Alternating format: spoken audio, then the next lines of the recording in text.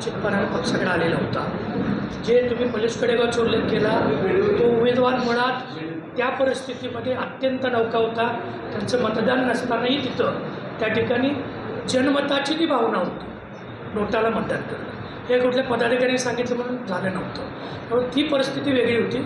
आत्ताची परिस्थिती लोकसभेची आहे, जो आमच्या सगळ्यांच्या दृष्टीनं पक्षाच्या दृष्टीनं मोदी साहेबांना देशाचं प्रधानमंत्री करणं हे पदाधिकाऱ्यांचं आमच्या सगळ्यांची मुख्य विचारधारेशी निगडीत असलेला विषय होता। आमच्या सगळ्यांचं ते धोरण होतं। या धोरणाची अडचण कोण येत असेल निश्चितपणानं जिल्हाध्यक्ष म्हणून मी कारवाई केल्याचं तुम्हाला दिसेल। याच्यापूर्वी काय झालं याच्यापेक्षा इथून पुढं काय होईल हे निश्चितपणे तुम्हाला मी प्रेस घेऊन निश्चितपणाने सांगेन। जिल्हाध्यक्ष म्हणून दोन गोष्टीचं स्पष्टीकरण आवश्यक आहे। मी जे विचारलं मगाशी, एक ऑडिओ क्लिप जी व्हायरल झालेली आहे त्याची शहनिशा करण्याचं काम सुरू आहे।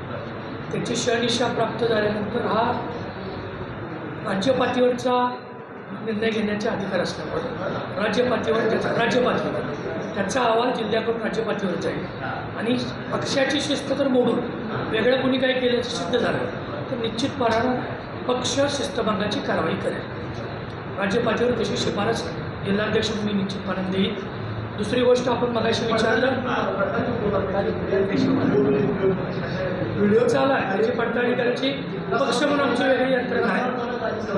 जिल्हा स्तरावरचा अहवाल मागवलेला आहे प्रदेशाध्यक्षांनी आणि तो अहवाल करण्यासाठी जे आवश्यक तांत्रिक बाबी आहे त्याची पडताळणी करून आम्ही तो अहवाल त्यांना सादर करणार 4 तारखेला।